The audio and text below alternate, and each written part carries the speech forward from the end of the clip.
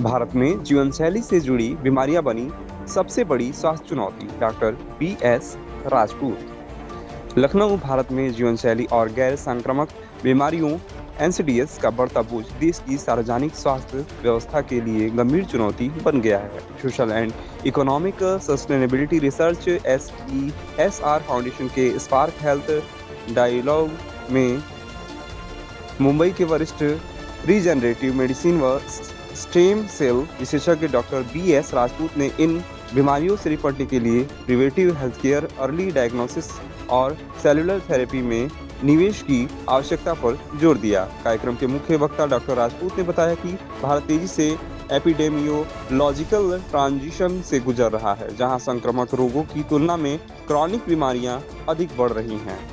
प्रमुख आंकड़े और चिंताएं। एनसीडीएस से मौतें। भारत में लगभग 63% मौतें गैर संक्रामक बीमारियों जैसे डायबिटीज और हाइपरटेंशन के कारण होते हैं।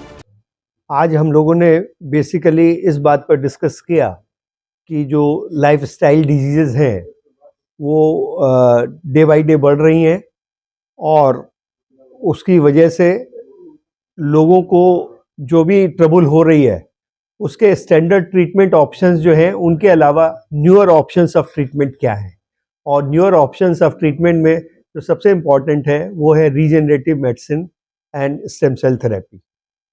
और इसके साथ ये भी देखा गया कि जो डिजीज़ है उनका स्कोप हार्ट और लंग की डिजीज़ के अलावा डायबिटीज़ और जोड़ों की बीमारियां और न्यूरोलॉजिकल डिजीज़ भी है, और इनका ऐसा समुचित इलाज किया जाए ताकि मरीज समय से इलाज भी पाले, ठीक भी रहे और उसका खर्चा भी ना हो। इस पर हमारा मेन फोकस रहा है। जैसा कि मैंने बताया कि ये ड्यूशेन मस्कुलर डिस्ट्रॉफी यूजुअली पाई जाती है, जो एक जेनेटिक बीमारी है और ये समय के साथ बढ़ती है और ये गंभीर जानलेवा बीमारी है।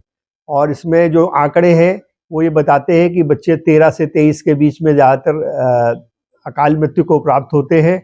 तो इसलिए इन बच्चों को बचाने के लिए जब तक जेनेटिक इंजीनियरिंग इंडिया में नहीं आ रही है, जो कि बहुत ज़्यादा एक्सपेंसिव है, तब तक उनकी मांसपेशियों का रिपेयर करने के लिए हम लोग बोन मैरो सेलुलर ट्रांसप्लांट कर सकते हैं। जो स्टैंडर्ड ट्रीटमेंट है वो तो पेशेंट का किया ही जाए, और उसके अलावा जो हमारे रीजनरेटिव मेडिसिन ऑप्शन में फैट डेराइव्ड सेलुलर ट्रांसप्लांट है उसके काफ़ी अच्छे रिजल्ट्स आ रहे हैं। और जिन मरीजों को ये दिया गया है उसमें 75% से ज़्यादा पेशेंट्स ने ये बताया कि उनका जो अनकंट्रोल डायबिटीज़ थी वो कंट्रोल हुई है और काफ़ी उनके बॉडी में सकारात्मक प्रभाव इसका आया है।